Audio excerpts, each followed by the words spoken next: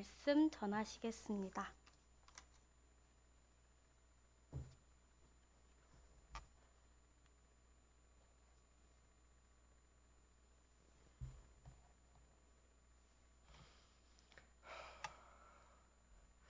오늘 제가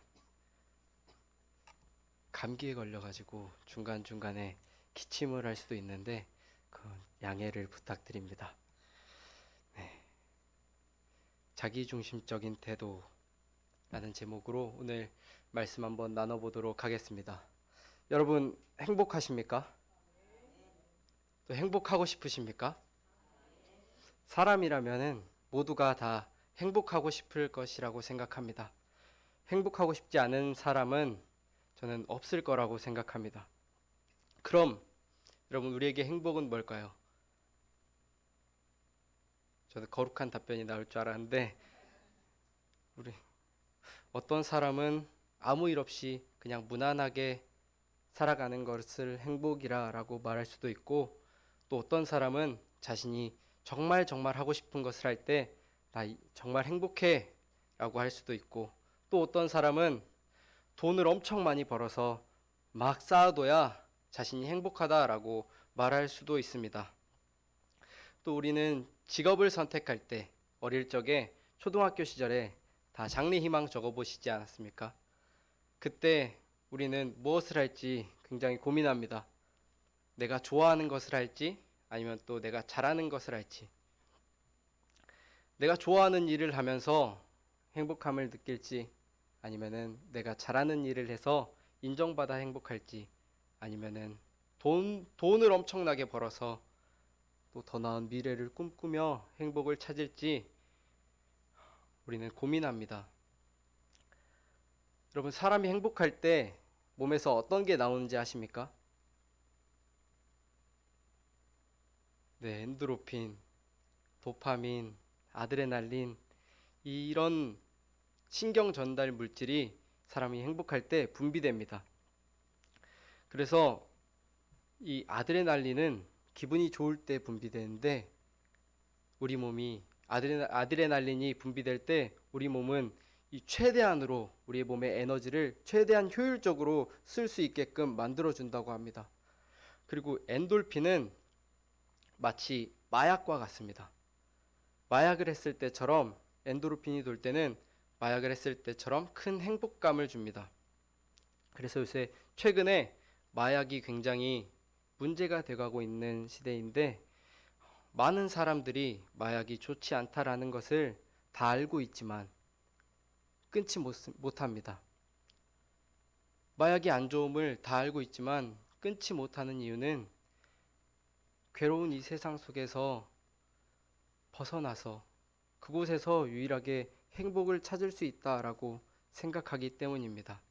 좋지 않다는 것을 순간에 잊을 만큼 그것에서 행복이, 자신의 생각하는 행복이라는 것을 찾을 수 있기 때문입니다. 마지막으로 도파민은 쾌락을 추구할 때 분비됩니다. 도파민이 분비되면은 행복감과 쾌감을 준다고 합니다. 특히 인간이 어떤 특정한 목표에 달성했을 때 그 도파민이 분비됨으로써 우리가 어떤 목표를 이루고자 하는 그런 동기부여에 있어서도 아주 큰 역할을 한다고 합니다. 이 세 가지, 도파민, 엔도르핀, 아드레날린, 이 세 가지는 모두 다 과하게 분비되지 않을 때, 적당히 분비될 때가 가장 좋습니다. 과하게 분비된다면은 쾌락과 자극만 쫓는 도파민 중독에 빠지기도 하고, 아니면 부족하다면은 우울감과 또 무기력함을 느끼기도 합니다. 여러분, 그런데 히말라야 다 아십니까? 히말라야, 에베레스트. 제가 최근에 영화를 다시 보다가 히말라야의 에베레스트, 그 히말라야라는 영화를 제가 다시 보게 됐습니다. 그런데 거기서 이제 어몽길 대장, 또 주변에 그 산악인들이 막 산에 오르는, 에베레스트 뭐 이런저런, 히말라야의 이런저런 산에 오르는 이야기의 영화입니다. 그런데 히말라야의 에베레스트는 이 높이가 해발 고도가 8,848m입니다. 히말라야에서 4,000m는 산으로 취급도 하지 않는다라고 합니다. 그런데 저와 여러분이 가장 자주 올랐을 법한 산이 무엇이 있을까요?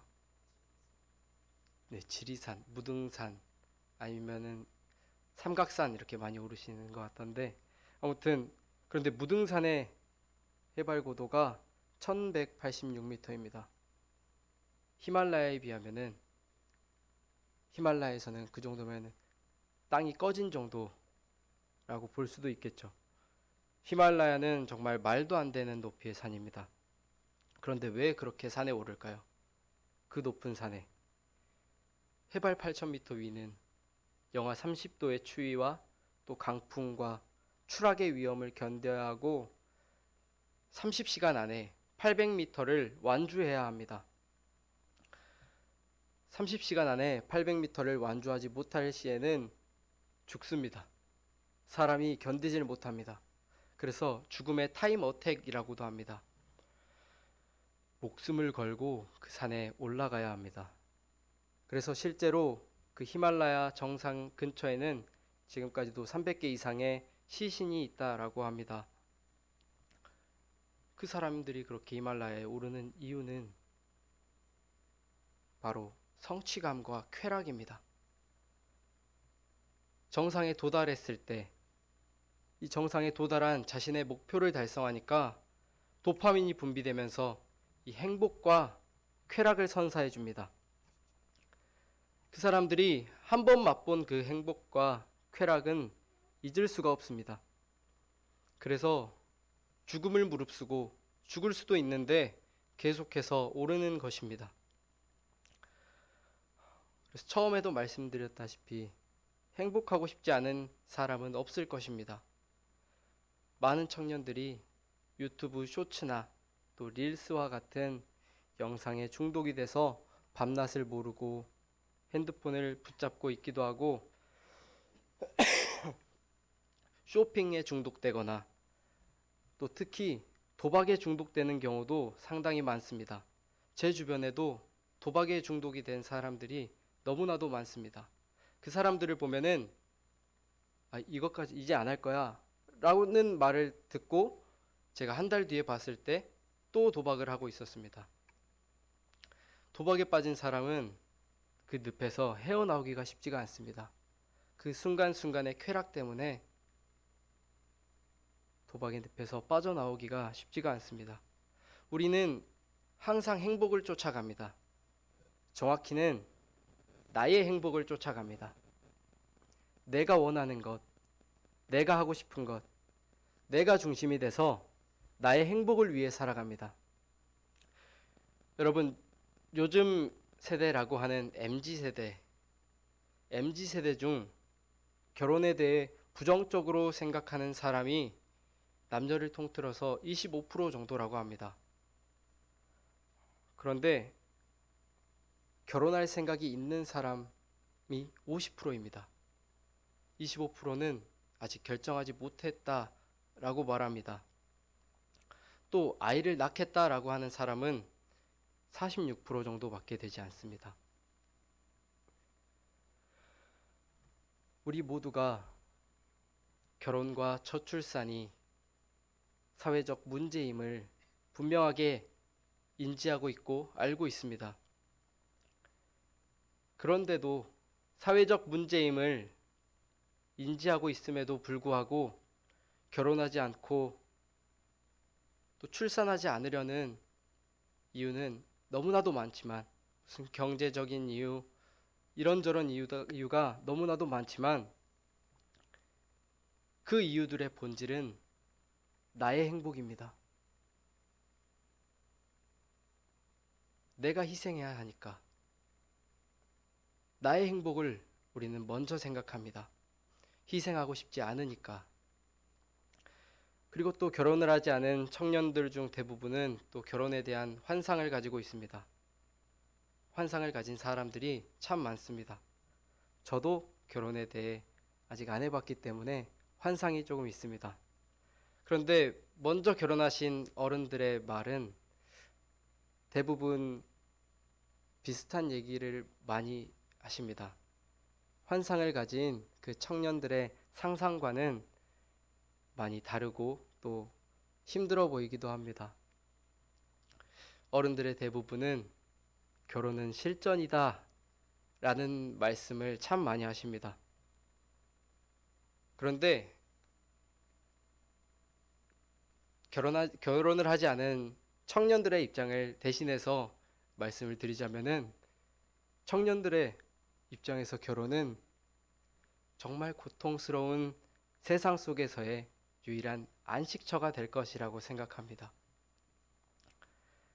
그리고 청년들의 가장 이상형이 나 자신의 있는 그대로의 모습을 다 받아주는, 날 받아주는 그런 상대를 원합니다.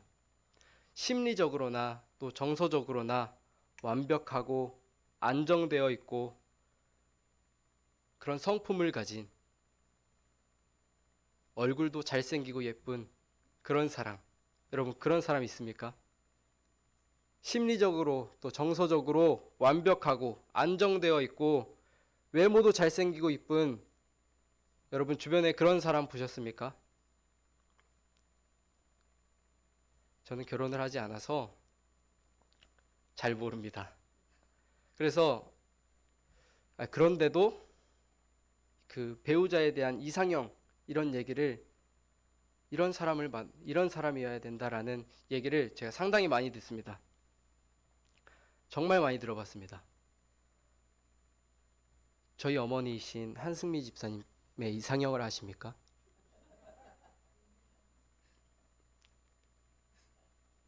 들으면은 다들 아실 것 같은데, 한승미 집사님의 이상형은 소리를 고래고래 지르지 않는 사람입니다. 소리만 안 지르면 된다라고 저에게 자주 얘기하십니다. 저에게 항상 아빠처럼 소리 지르고 화내지 말라라고 말씀을 자주 하십니다. 그런데 우리는 자신의 상처와 아픔은 알지만 상대방도 깊고 깊은 상처와 아픔을 가진 사람이라는 것을 인지하지 못할 때가 많습니다. 나는 섬김을 받고 싶지만 섬기기는 싫은 이유, 또 이 시대에 결혼을 하지 않으려는 사람이 늘어나고 이혼하는 사람조차도 늘어나는 이유는 바로 자기중심적인 태도에 있습니다. 자기 위주의 사고방식은 다른 이들의 유익보다 자신의 유익을 추구합니다. 다른 이들보다 나를 먼저 생각합니다. 그런데 사랑은 오래 참고 온유하고 시기하지 않고 자랑하지 않고 교만하지 않고 무례히 행하지 않고 자기의 유익을 구하지 않고 성내지 않고 악한 것을 생각하지 않고 불의를 기뻐하지 않고 진리와 함께 기뻐하고 모든 것을 참으며 모든 것을 믿으며 모든 것을 바라며 모든 것을 견디는 것이라고 바울이 말했습니다. 바울이 말한 사랑에 비해서 우리는 조급하고 쉽게 화내고 너그럽지 않고 말을 함부로 하고 샘내고 헐뜯고 나의 상처로 인해서 다른 사람에게 상처를 줍니다. 죄라는 것이 자꾸 나만 생각하게 만드니까 사랑하지 못하게 만듭니다.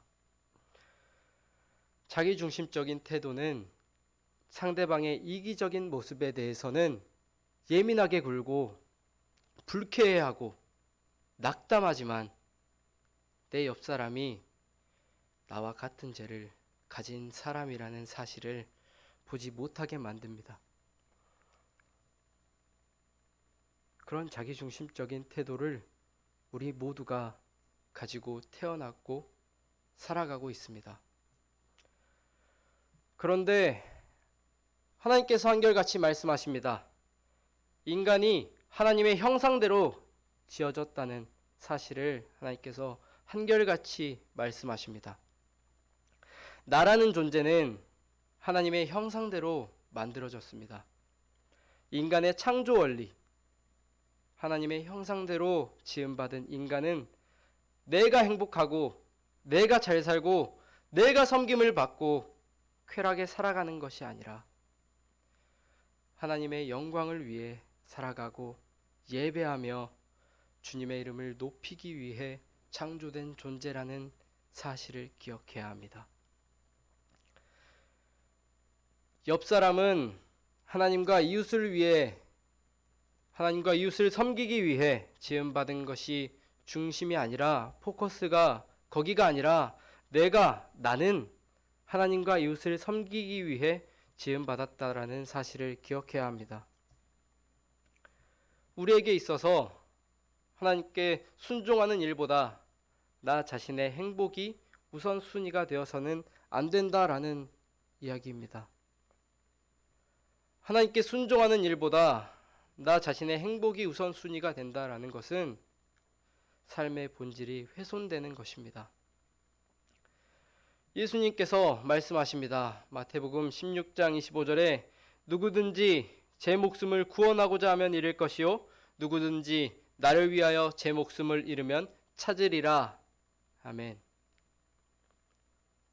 저는 오늘 이렇게 표현하고 싶습니다. 누구든지 나보다 스스로의 만족과 행복을 위해 산다면은 너의 손에 아무것도 얻지 못하겠지만 그것보다도 너의 행복을 추구하기보다도 나를 더 찾는다면은 그것 둘 다 갖게 될 거야. 여러분, 이것이 인간의 정체성입니다. 이게 나의 정체성입니다. 나의 행복을 위해서 살아가는 것이 아니라 하나님을 위해서 살아가는 사람이 되어야 합니다. 나 자신의 행복을 위해서 살아가는 것이 아니라 하나님을 위해 살아가는 것, 내 이웃을 내 몸과 같이 사랑으로 섬기는 것, 주님을 더 찾으며 살아가는 것, 그것이 그리스도인의 정체성입니다. 우리가 그럼 어떻게 그리스도인의 정체성을 되찾고 자기중심적인 태도를 벗어버리고 하나님 중심으로 살아가는 사람이 되려면 어떻게 살아야 할까요? 그 답이 오늘 본문에 나와 있습니다. 빌립보서 2장 1절로 5절에 그러므로 그리스도 안에 무슨 권면이나 사랑에 무슨 위로나 성령의 무슨 교제나 긍휼이나 자비가 있거든 마음을 같이하여 같은 사랑을 가지고 뜻을 합하며 한 마음을 품어 아무 일에든지 다툼이나 허영으로 하지 말고 오직 겸손한 마음으로 각각 자기보다 남을 낮게 여기고 각각 자기 일을 돌볼 뿐더러 또한 각각 다른 사람들의 일을 돌보아 나의 기쁨을 충만하게 하라. 너희 안에 이 마음을 품으라. 곧 그리스도 예수의 마음이니. 아멘.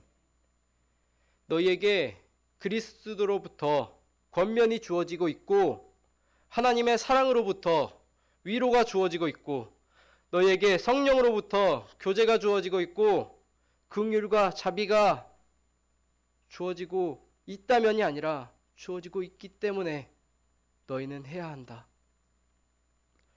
너희가 하나님의 사람이라면 복음에 합당한 삶을 살아가야 한다라고 말하고 있는 것입니다. 복음에 합당한 삶, 동일한 사랑을 가져야 합니다. 그리스도인으로서 복음에 합당한 삶은 동일한 사랑을 가져야 하고요. 같은 마음으로 같은 것을 생각해야 하고요. 나 자신의 개인적인 이익보다 또 헛된 영광을 추구하지 않고 오직 겸손한 마음으로 각각 자기보다 다른 사람을 낮게 여겨야 하고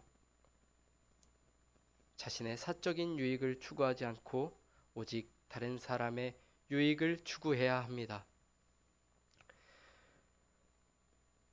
이런 것을 볼 때 우리가 빌립보서 2장 1절로 5절을 볼 때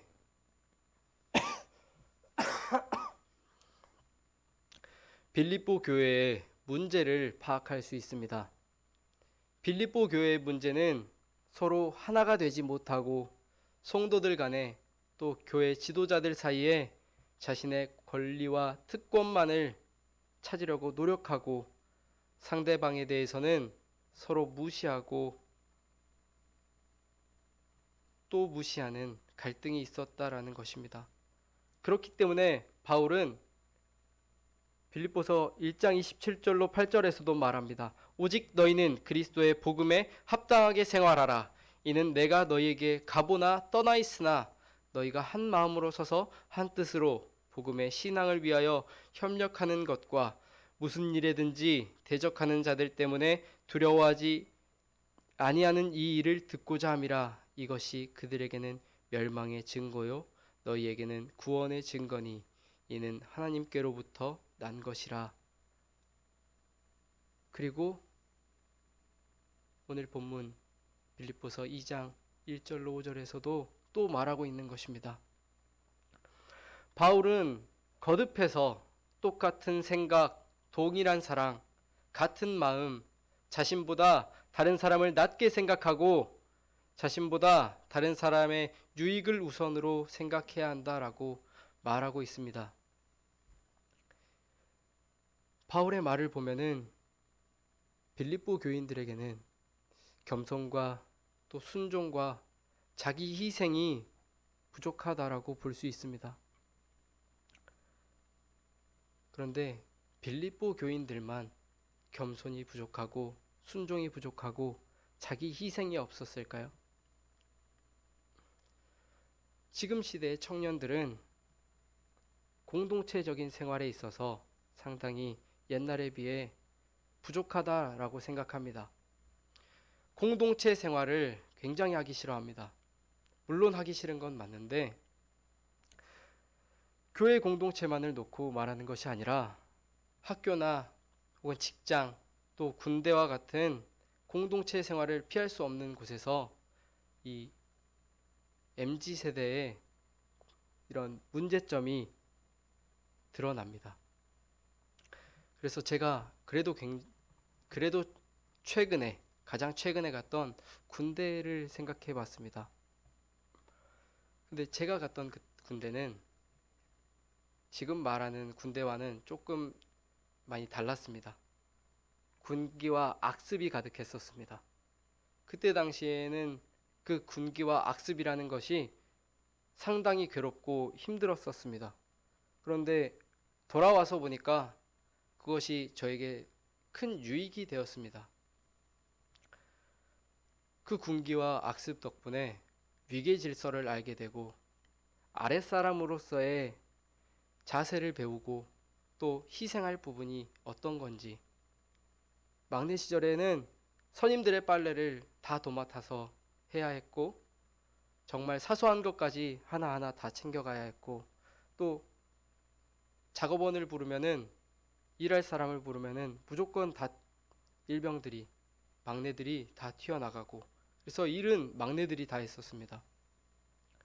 그런데 제 군 생활이 끝을 향해 갈 때쯤에 병영 악습을 개선하려는 시도가 굉장히 거세졌습니다.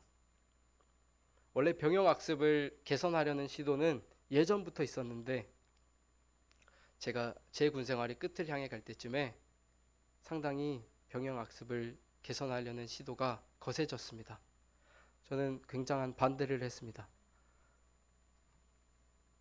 조금은 악습이지만 막내들은 병장 밑에 애들은 생활반에서 잘 때 빼고는 누워 있을 수 없고 또 항상 선임들의 심부름을 다녀야 하고 일하러 다녀야 되고 그러는데 점점 누울 수가 있게 되고 선임들이 심부름을 시키면은 이제 점점 눈치를 보게 되는 상황이 오게 됐습니다. 그렇게 악습이 조금씩 사라지니까 막내들의 몸이 점점 편해지니까 군기는 걷잡을 수 없어졌습니다. 우리가 군기라고 불렀던 것은 이제는 악습이 되어 있었습니다. 이제는 군대가 위계 질서와 나라를 지켜야 한다라는 헌신적인 모습이 아니라 자신의 유익만을 추구하는 집단이 되어 있었습니다. 내가 힘드니까 나 좀 쉬어도 되잖아. 나도 사람인데. 그런데 이것이 직장이든 군대에서든 어디서든 마찬가지입니다. 어디서든 우리는 다른 사람을 생각하기보다 자신의 유익을 추구하며 희생하기를 꺼려하게 시작합니다. 지금의 시대가 점점 희생하기를 꺼려하기 시작합니다. 그런데 저는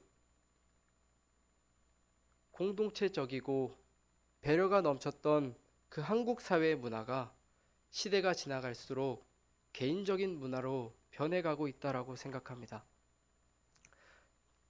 저의 어렸을 때 저도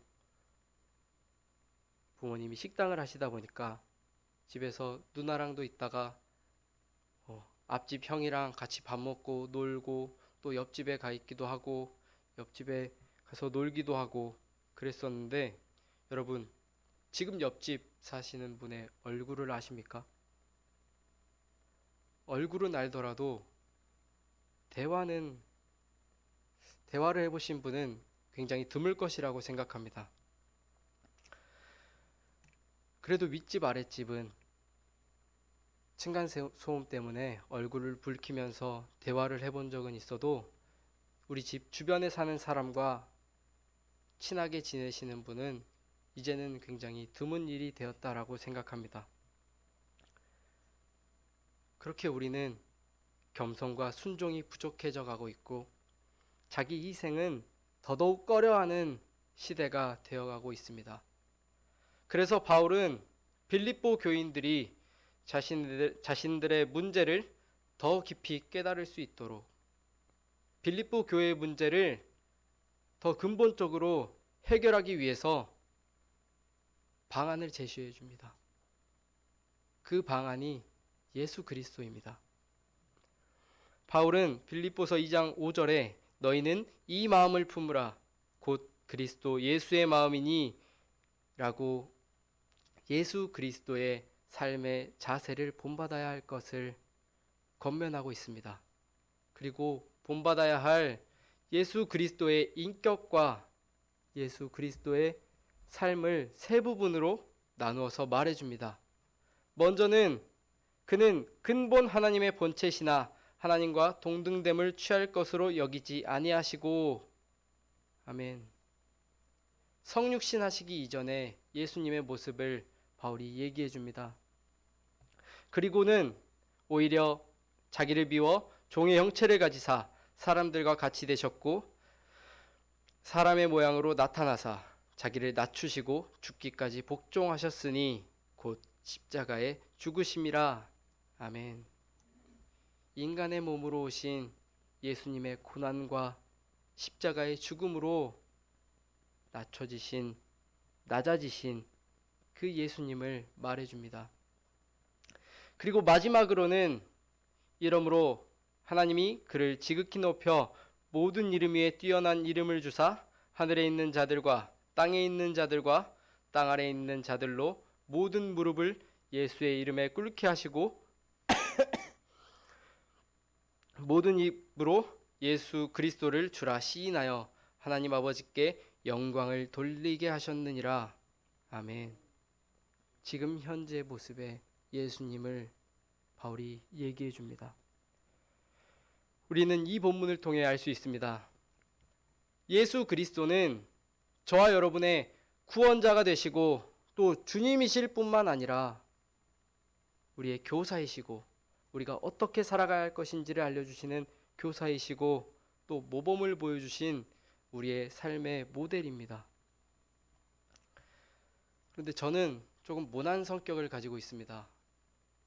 저의 모난 성격 중 하나는 좋지 않은 것을 받든 좋은 것을 받든 그 받은 대로 갚아주려는 조금 고약한 심보가 있습니다. 그래서 저에게 있어서 예수님은 가장 좋은 교사가 되시고 롤모델이 되십니다. 너도 안 하는데 왜 내가 해야 돼? 너가 그렇게 하면 내가 그렇게 해줄게. 너 나한테 이렇게 했지? 알겠어. 저는 이런 심보를 가지고 살아가는데, 이런 생각을 가지고 있는 저에게 예수님께서 이미 먼저 보여주시고 행동하시고 또 삶으로 보여주셨습니다.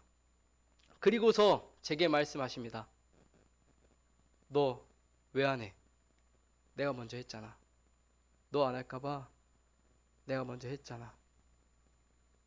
내가 보여줬잖아. 사랑하는 모습을 보여줬잖아. 저는 그럴 때 정말 할 말이 없어집니다. 예수님께서 하셨으니까 나도 해야지. 나도 하려고 노력해야지. 그런데 예수님께서는 하나님의 본체로서 하나님의 영광을 누릴 수 있음에도 불구하고 그것을 당연한 것으로 생각하지 않으셨습니다. 그것이 자신이 높은 사람이라는 근거로 사용하지 않으셨습니다.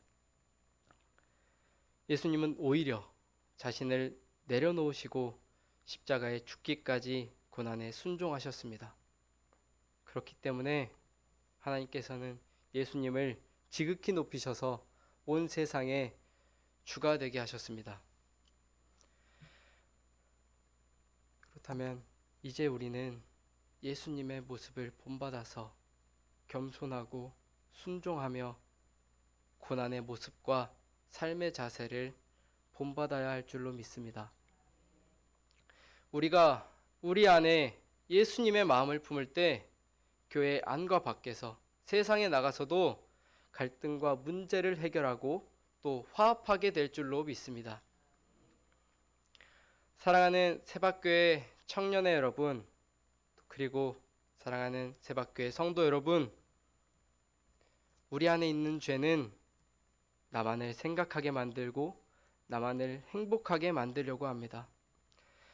자신이 세상의 중심이 되어서 살아가려고 노력합니다.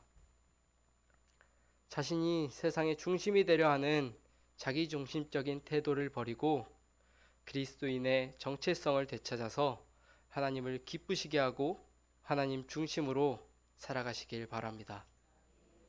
오직 예수 그리스도를 본받아 겸손하고 순종하며 나의 행복보다 다른 사람의 행복을 위해 살아가는, 다른 사람을 사람으로 섬기며 살아가는 저와 여러분 되시길 바랍니다. 에베소서 2장 10절 제가 한번 읽고 마무리하겠습니다. 우리는 그가 만드신 바라 그리스도 예수 안에서 선한 일을 위하여 지으심을 받은 자니 이 일은 하나님이 전에 예비하사 우리로 그 가운데서 행하게 하려 하심이니라. 아멘. 선한 일을 위하여 지음받은 대로 자기중심적인 태도를 버리고 예수 그리스도의 마음을 품어 선을 행하며 살아가시길 바랍니다. 기도하겠습니다.